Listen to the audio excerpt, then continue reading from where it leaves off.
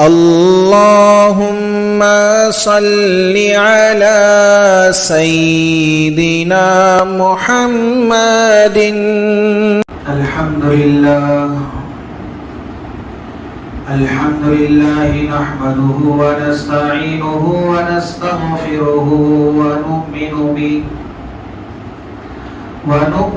به ونتوكل عليه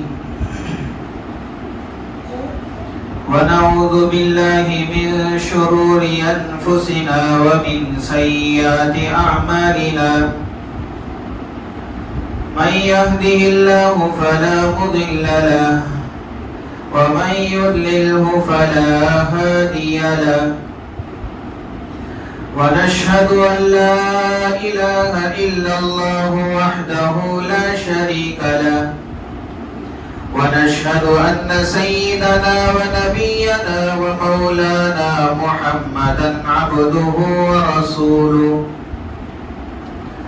أما بعد فأعوذ بالله السميع العليم من الشيطان الرجيم. بسم الله الرحمن الرحيم.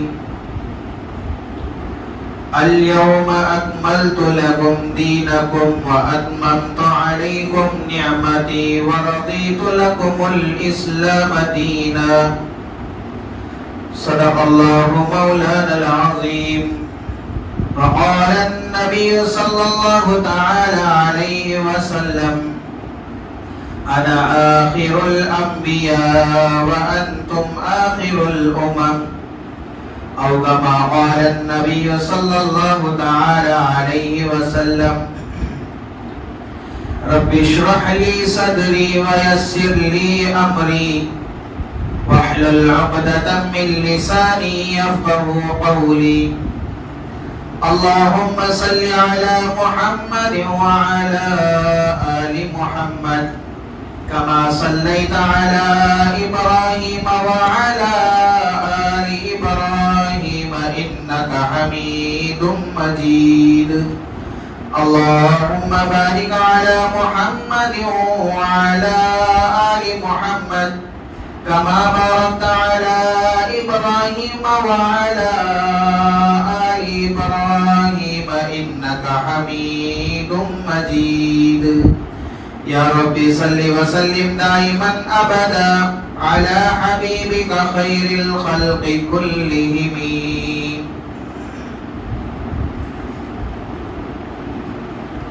معزز سامعین کرام اور میرے غیور مسلمان بھائیوں، بزرگوں اور دوستوں،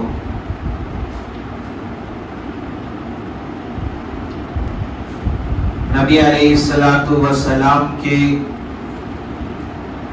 اس دنیا کے اندر مبعوث ہونے کے بعد اس امت پر نبی علیہ السلام کے بے شمار احسانات ہیں، اور اللہ رب العزت نے میرے اور آپ کے آقا جناب محمد عربی صلی اللہ علیہ وسلم کے دنیا میں آنے کے بعد سے اس امت پر نبی علیہ السلام کے صدقے بہت ساری نعمتیں عطا فرمائی.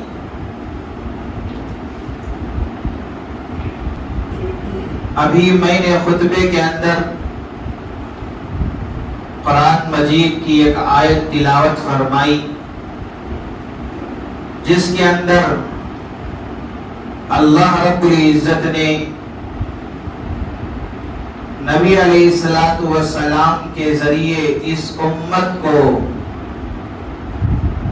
جتنی نعمتیں عطا فرمائی ہے،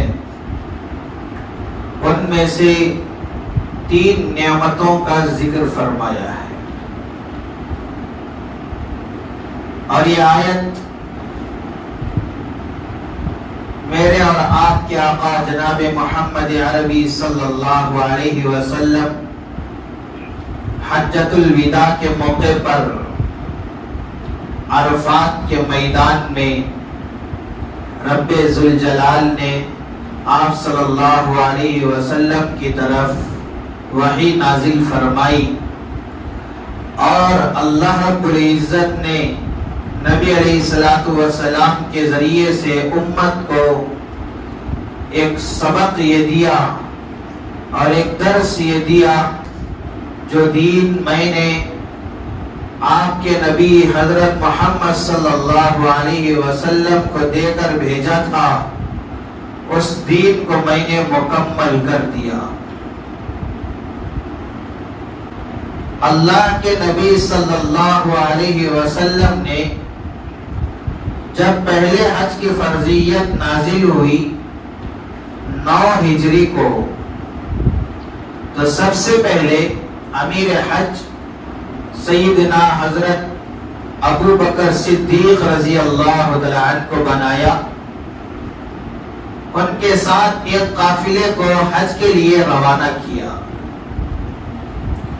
بعد میں حج کے احکامات نازل ہوئے تو اللہ کے نبی صلی اللہ علیہ وسلم نے حضرت علی رضی اللہ تعالی عنہ کے ذریعے سے حضرت ابو بکر صدیق رضی اللہ تعالی عنہ تک یہ پیغام بھیجا کہ یہ احکامات حج کے ہیں اور یہ مسائل حج کے ہیں، اور یہ سارے مسائل لوگوں کو بتا دیں تاکہ وہ مکمل طور پر بآسانی حج کا فریضہ انجام دے سکے۔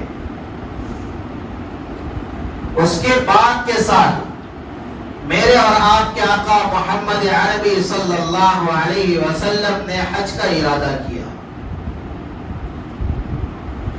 ظاہر سی بات ہے کہ جب کوئی اللہ والا حج کے لیے یا کسی سفر میں جاتا ہے تو اس کے ساتھ ایک قافلہ ہو جاتا ہے کہ اللہ والے ہیں، ان کی صحبت میں سفر اچھا گزرے گا، جائیں گے تو بہت فائدہ ہوگا۔ تو اس لحاظ سے جب کوئی بڑا اللہ والا سفر میں نکلتا ہے تو یہ قافلہ اس کے ساتھ ہو جاتا ہے۔ مثلا فلاں مولانا عمرے کے لیے جا رہے ہیں تو ان کے ساتھ ان کے دوست اور جو ان کے عقیدت رکھتے ہیں وہ لوگ بھی ان کے ساتھ ہو جاتے۔ تو اللہ کے نبی صلی اللہ علیہ وسلم نے حج کا ارادہ کیا تو اس وقت مدینے کے لوگ بھی تیار ہو گئے۔ مکے کے اندر لوگوں کو معلوم ہوا کہ نبی علیہ السلام حج کے لیے آ رہے ہیں تو مکے والوں کی خوشی کی کوئی حد نہ رہی۔ اطراف و اکناف کے اور قریے والوں کو، گاؤں والوں کو معلوم ہوا کہ نبی علیہ السلام اس سال حج کے لیے روانہ ہو رہے ہیں، تو سارے کے سارے لوگ تیاریاں کر کے حج کے لیے نکل پڑے۔ علماء نے لکھا ہے کہ اس سال تقریباً 1,00,000 صحابہ کا مجمع جو نبی علیہ السلام کے ساتھ حج کے لیے نکلا ہوا تھا، تو گویا کہ حج کے ارکان چل رہے تھے۔ عرفات کا دن تھا، سارے کا سارا تقریباً 1,00,000 کا مجمع عرفات کے میدان میں ہے۔ حاجی لوگ جو حج کر کے آئے ہوئے وہ جانتے ہیں کہ عرفات کے میدان کا ماحول کیسے پرنور ہوتا ہے اور کیسے وہ عجیب منظر ہوتا ہے کہ وہ دلکش منظر ہوتا ہے۔ وہاں پر انسان جمع ہوتے ہیں، دعائیں کرتے ہیں، نمازیں ادا کرتی ہیں، اور امام صاحب وہاں پر 2 نمازیں اکٹھا پڑھتے ہیں۔ امام صاحب وہاں پر سارے مسلمانوں کو خطبہ دیتے ہیں۔ تو عرفات کے میدان میں میرے اور آپ کے آقا جناب محمد عربی صلی اللہ علیہ وسلم اپنے صحابہ کے ساتھ روانہ ہونے کے لیے اونٹنی پر جب سوار ہونے لگتے ہیں، اللہ رب العزت جبرائیل امین کے ذریعے سے وحی نازل فرماتے ہیں، اليوم اکملت لکم دینکم واتممت علیکم نعمتی ورضیت لکم الاسلام دینا۔ اللہ رب العزت اپنے نبی سے یہ پیغام امت تک پہنچاتے ہیں، اے نبی جی آپ یہ موقع بہت اچھا موقع ہے، یہ دن بھی بہت اچھا دن ہے، وقت بہت اچھا وقت ہے، موقع بہت اچھا موقع ہے۔ اتنا سارا 1,00,000 تقریباً کا مجمع، صحابہ کا اتنا بڑا مجمع شاید کبھی اور کسی موقع پر ملے یا نہ ملے۔ یہ غنیمت کا وقت ہے، یہ پیغام امت کو پہنچا دو۔ الیوم اکملت لکم دینکم، آج کے دن میں نے تمہارے لیے تمہارے دین کو مکمل کر دیا۔ اللہ رب العزت نے یہ اعلان کیا۔ یہاں پر اس آیت کے اوپر غور کرنا ہے۔ آیت نازل ہو رہی ہے، میرے حبیب صلی اللہ علیہ وسلم پر حکم امت کو دیا جا رہا ہے۔ الیوم اکملت لکم دینکم، آج کا دن میں نے تمہارے لیے تمہارے دین کو مکمل کر دیا۔ یہاں پر ایک بات یہ سمجھے کہ دین ہمارا ہے یا رب کا ہے؟ دین ہمارا ہے یا نبی کا ہے؟ اللہ رب العزت یہ کہتے ہیں کہ آج کے دن میں نے تمہارے لیے تمہارے دین کو مکمل کر دیا ہے۔ کیا مطلب ہے اس کا؟ اللہ رب العزت یہ کہنا چاہتے ہیں، نبی علیہ السلام کی امت کو اس بات کا سبق دینا چاہتے ہیں، اس بات کا درس دینا چاہتے ہیں۔ اے نبی صلی اللہ علیہ وسلم کی امتیوں، جو تمہارے ضرورتیں تھیں، جو تمہارے احکامات تھے، جو تمہاری عبادتیں تھیں، جو تمہارے اخلاقیات تھے، جو تمہاری عبادتیں تھیں، فرائض تھے، واجبات تھے، سارے کے سارے نبی علیہ السلام نے آپ تک کوئی ایک بات بھی نبی نے اپنے اندر چھپا کر نہیں رکھی۔ کوئی ایک بات بھی ایسی نہیں جو نبی نے آپ کو نہ بتایا ہو اور اس کو اپنے اندر چھپا کر رکھ لیا ہو، بلکہ اللہ کے نبی صلی اللہ علیہ وسلم نے سارے احکامات، سارے مسائل، سارے فرائض، سارے واجبات، سب کچھ کھول کھول کر نبی نے تمہیں بتا دیا ہے۔ اس لیے تمہارے لیے تمہارے دین کو میں نے مکمل کر دیا۔ اس بات کو سمجھے، اللہ رب العزت اس آیت میں کہتے ہیں کہ میں نے تمہارے لیے تمہارے دین کو مکمل کر دیا۔ کیا مطلب ہے؟ مثال سے سمجھاتا ہوں۔ ہمارے دین میں اذان ہے، ہمارے دین میں نماز ہے، روزہ ہے، زکوٰۃ ہے، حج ہے۔ اللہ رب العزت نبی علیہ السلام کے ذریعے سے امت کو اس بات کا درس دیتے ہیں، اس بات کا سبق دیتے ہیں کہ ہمیں سمجھنا چاہیے کہ اللہ کہتے ہیں کہ تمہارا دین تمہارے لیے مکمل۔ ہمارے دین میں اذان ہے، اذان مکمل، دین مکمل۔ اذان میں کمی پیشی حرام، دین میں کمی پیشی، کمی زیادتی حرام۔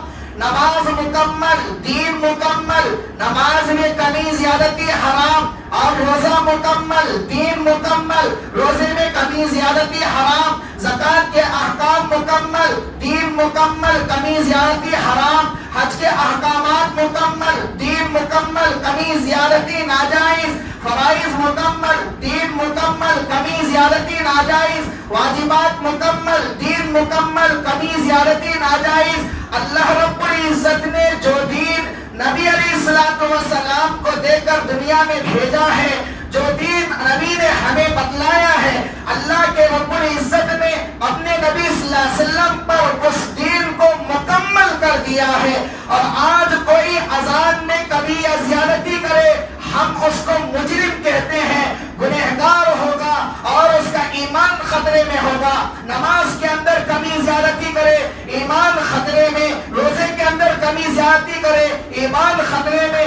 اگر کوئی نئی بات دین میں ایجاد کرتا ہے جبکہ اللہ نے نبی کے دین کو مکمل کر دیا، اب اگر کوئی کوئی آدمی نئی بات ایجاد کرتا ہے تو گویا کہ وہ بدعتی کہلاتا ہے. دین کے اندر نئی بات کو ایجاد کرنا یہ بدعت ہے. تو اللہ نے پورے احکامات مکمل کر دیے. مثال کے طور پر اللہ نے نماز عطا کی.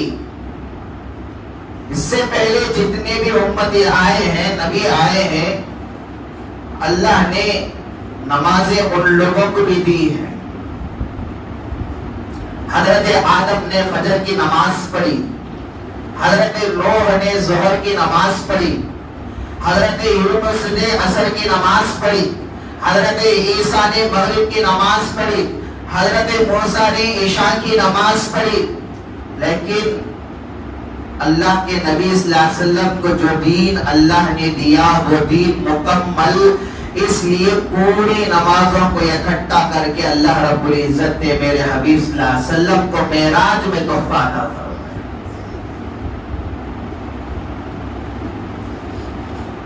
اللہ نے روزے فرض فرمائے. اس سے پہلے امتیوں کو بھی اللہ رب العزت نے روزے عطا فرمائے. یا ایھا الذین آمنوا کتب علیکم الصیام کما کتب علی الذین من قبلکم. کسی کو ایام 20 کے روزے ملے، کسی کو عاشورہ کا روزہ ملا، کسی کو کچھ ملا، کسی کو کچھ ملا، لیکن میرے حبیب صلی اللہ علیہ وسلم کی امت کی باری آئی. اللہ رب العزت قرآن میں کہتے شہر رمضان الذی انزل فیہ القرآن ھدی للناس وبینات من الھدی والفرقان فمن شہد منکم الشہر فلیصم. اللہ کے رسول صلی اللہ علیہ وسلم کو اللہ نے رمضان بھی دیا، قرآن بھی دیا، روزے بھی دیے، روزے کے مسائل بھی دیے، روزے کے احکامات بھی دیے، اس لیے کہ اللہ رب العزت نے میرے حبیب صلی اللہ علیہ وسلم پر دین کو مکمل کر دیا.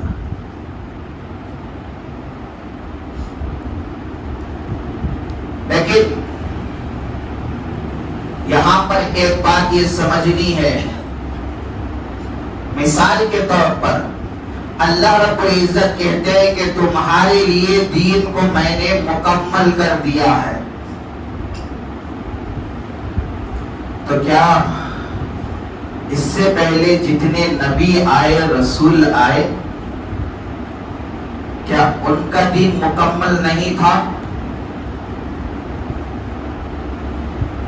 کیا صرف ہمارا دین ہی جو اللہ کے نبی صلی اللہ علیہ وسلم کو اللہ نے عطا فرمایا، کیا صرف یہی دین مکمل ہے؟ اس سے پہلے جو نبی آئے ان کا دین مکمل نہیں تھا؟ اس کو سمجھے. مثال کے طور پر چھوٹا سا بچہ ہے، آدھا میٹر کپڑا بھی اسے ماں جاتا ہے، وہ بھی زیادہ ہوگا. بچہ جب بڑا ہوتا ہے تو اس کا کپڑا بھی بڑھتا ہے، اس کا قد بھی بڑھتا ہے، اس کی روزی بھی بڑھتی جاتی ہے. جو جو وہ بڑھتا گیا اس کا قد بھی بڑھتا ہے، اس کے کپڑا بھی بڑھتا ہے، اس کی روزی بھی بڑھتی جاتی ہے. بچپن میں آدھا میٹر بھی اس کے لیے زیادہ تھا. اب 25 سال کو پہنچا، 30 سال کو پہنچا، اب اس کا قد بڑھنا ٹھہر گیا. اب وہ بڑھتا نہیں، گھٹتا بھی. اب اس کے لیے 6 میٹر یا 7 میٹر کپڑا اس کے لیے کافی ہے. اگر وہ 35 سال کا ہو جائے تو تب بھی وہی، اس کا قد بھی وہی، اس کی روزی بھی وہی.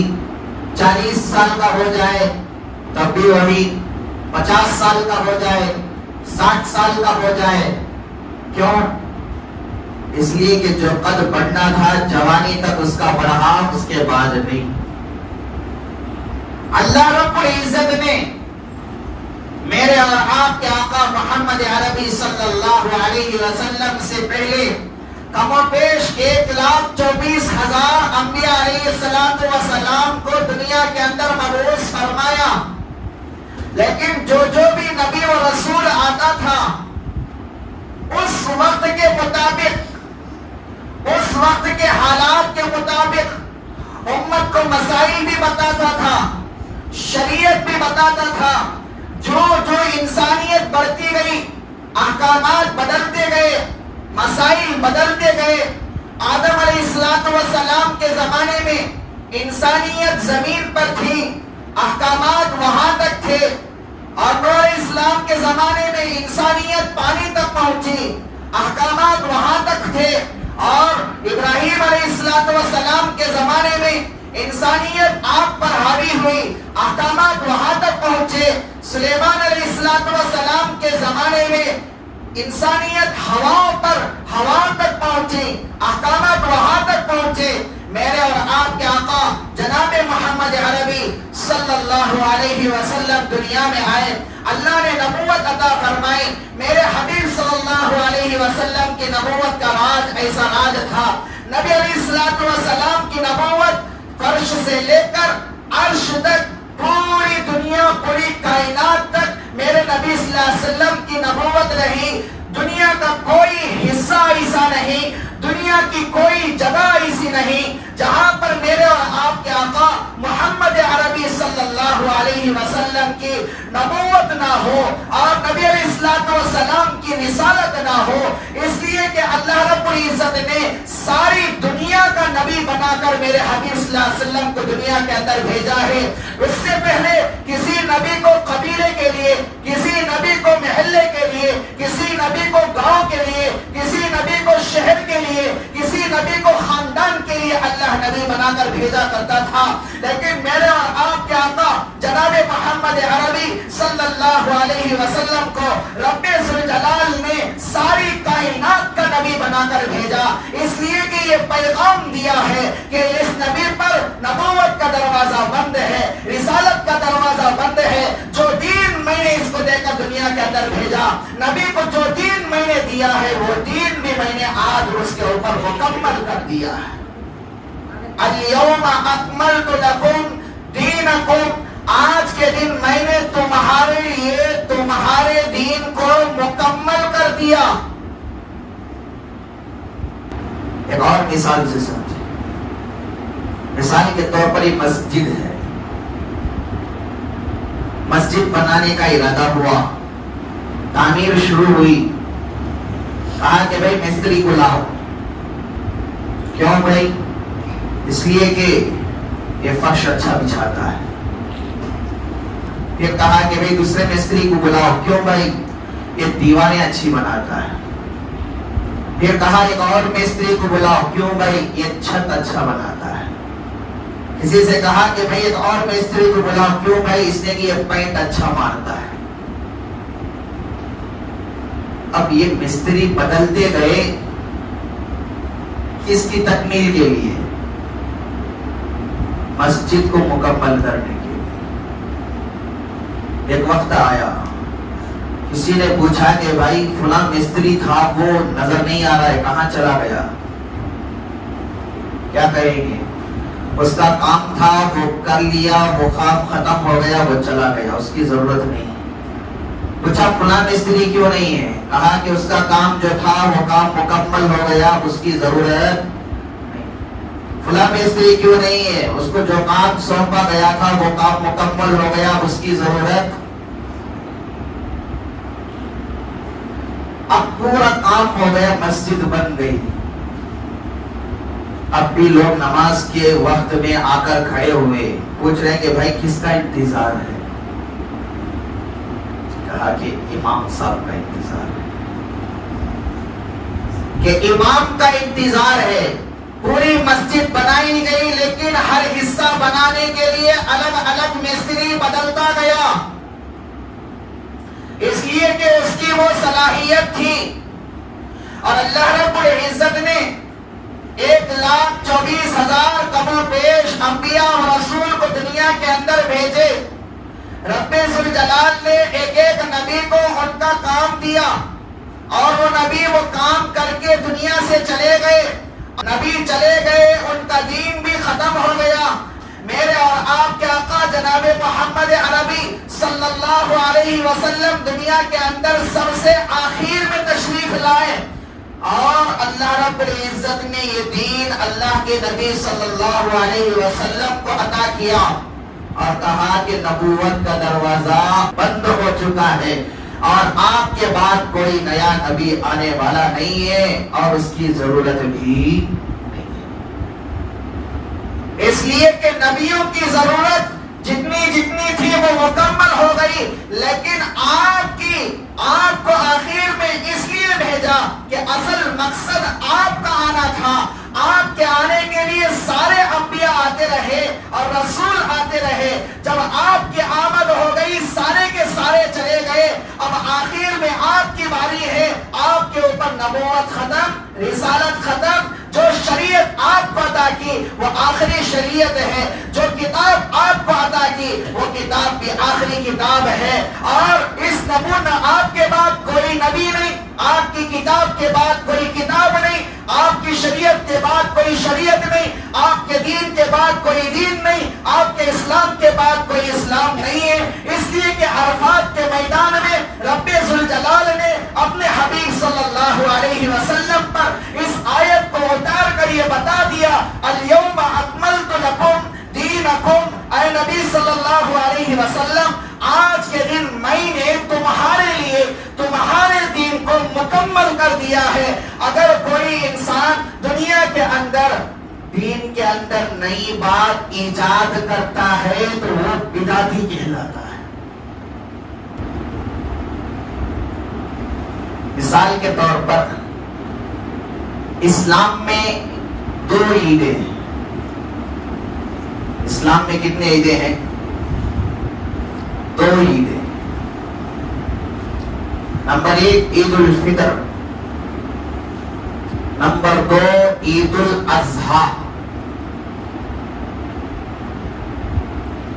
ان دونوں عیدوں کے علاوہ کوئی عید نہیں ہے،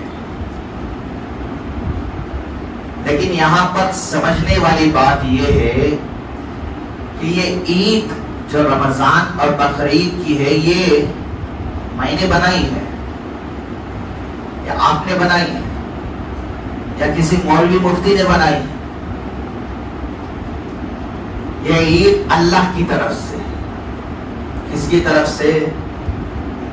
اللہ کی طرف سے۔ جو عید اللہ دیتے ہیں اس کے احکامات بھی وہی دیتے ہیں، اس کے مسائل بھی وہی دیتے ہیں۔ مثال کے طور پر عید اللہ نے دی، اس کے احکامات بھی اللہ نے دیے، اس کے مسائل بھی اللہ نے بتلائے، اور یہ حکم دیا کہ رمضان کے موقع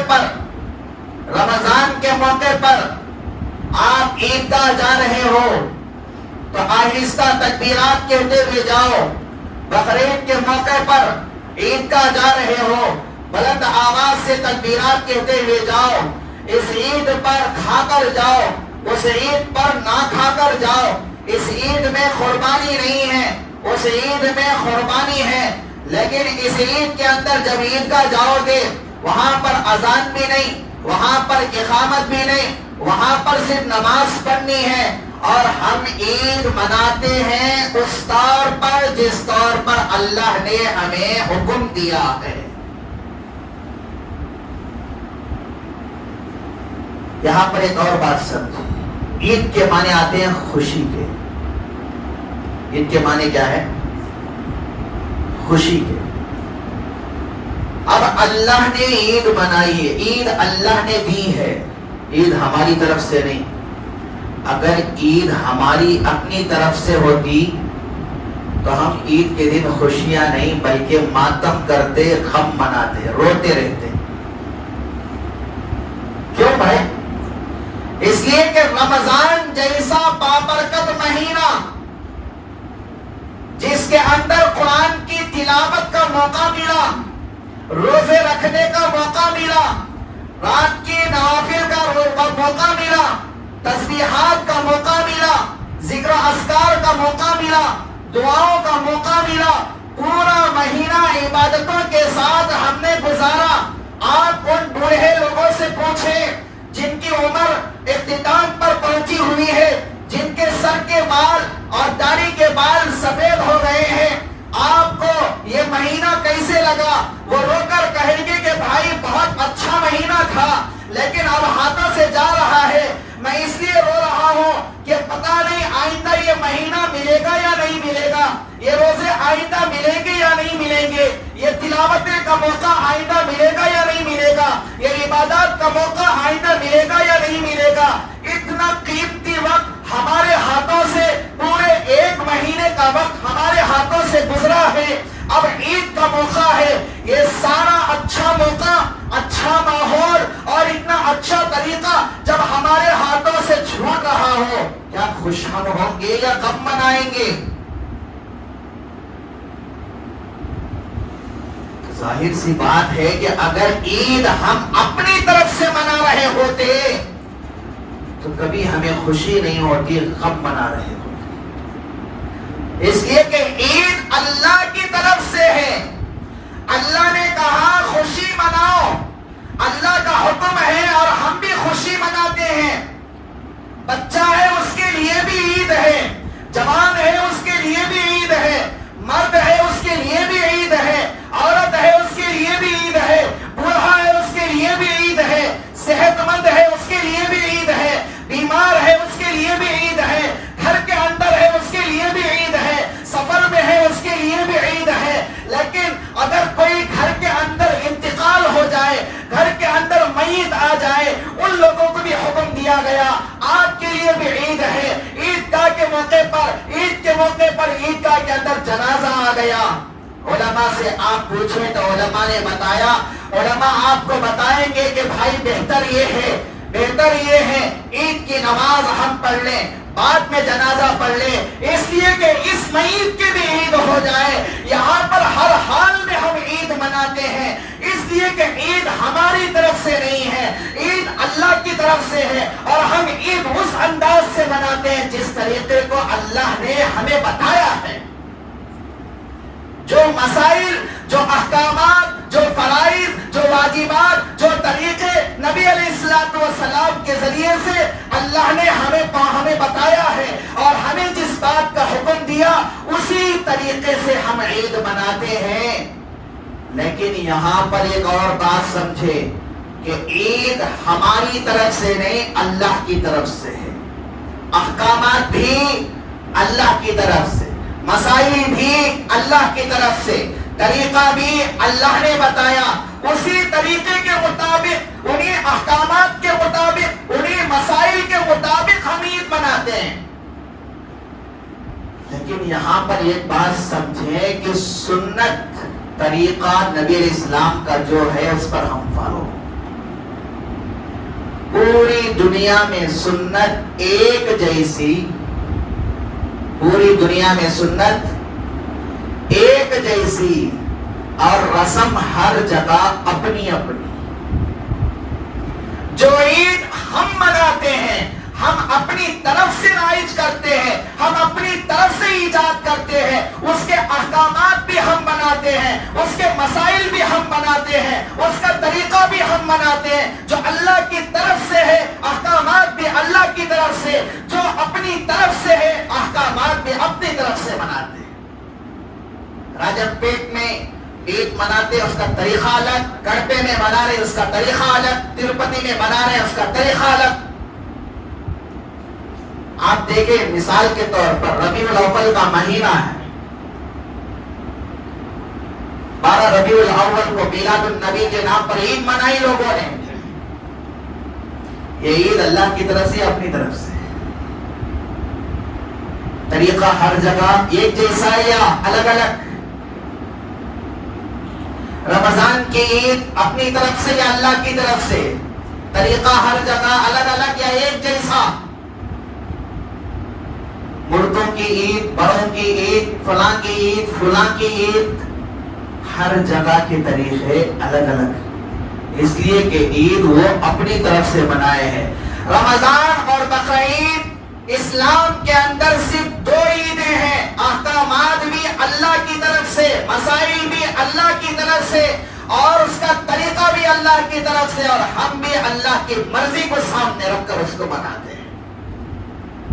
تو سنت ہر جگہ ایک جیسی اور رسم پوری دنیا میں سنت ایک جیسی اور رسم ہر جگہ اپنی اپنی. بہرحال اللہ رب العزت نے کہا الیوم اکملت لکم دینکم. اے نبی جی امت کو پیغام ہے، آیت نبی پر اتر رہی ہے، پیغام امت کو ہے، آیت نبی پر اتر رہی ہے، حکم امت کو ہے. حکم یہ دے رہے ہیں اللہ رب العزت آج کے دن میں نے تمہارے لیے تمہارے دین کو مکمل کر دیا. اگر کوئی آدمی رائی کے دانے کے برابر بھی دین کے اندر اپنی طرف سے نئی بات ایجاد کرتا ہے وہ بدعتی کہلاتا ہے. کسی کو اجازت نہیں. لیکن ہمیں چاہیے کہ جو اللہ نے دین ہمیں عطا کیا ہے اس دین پر مکمل طور پر چلنے کی ہم کوشش کریں گے انشاءاللہ. اور علماء سے تعلق رکھ کر پوچھ کر جان کر اس پر عمل کرے. اپنے ذہن میں جو بات آئی اس کو دین سمجھ کر شریعت سمجھ کر اس پر عمل کرنے کی کوشش نہ کرے. اس لیے کہ ہر اپنے ذہن میں آنے والی بات شریعت کے مطابق ہو نہیں سکتا. ہر ذہن میں آنے والی بات صحیح ہو ایسا ہو نہیں سکتا. ہمارا تعلق علماء سے، ہمارا تعلق دین جاننے والوں سے ہو. مسائل ان سے پوچھ کر اس پر عمل کرنے کی ہم کوشش کریں گے. ہمارا ایمان بھی محفوظ ہوگا، ہماری آخرت بھی محفوظ ہوگی. تو اس لیے ارادہ کریں کہ انشاءاللہ آج کے بعد سے جو دین اللہ نے اپنے حبیب صلی اللہ علیہ وسلم کو عطا کیا اور اس دین کو مکمل کیا، اور ہم آج سے انشاءاللہ اس دین پر مکمل طور پر چلنے کی مکمل کوشش کریں انشاءاللہ. اللہ تعالی عمل کی توفیق عطا فرمائے. آمین.